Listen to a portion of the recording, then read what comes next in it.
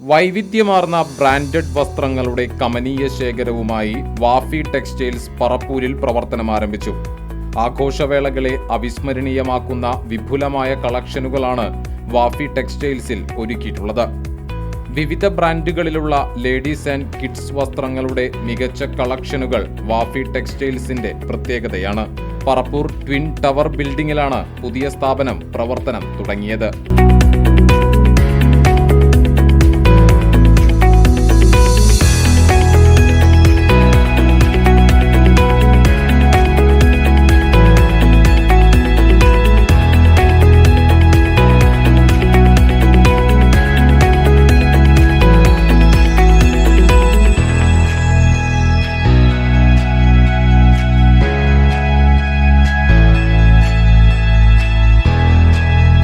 Manalur MLA Murali Perunnelli ഉദ്ഘാടനം നിർവഹിച്ചു.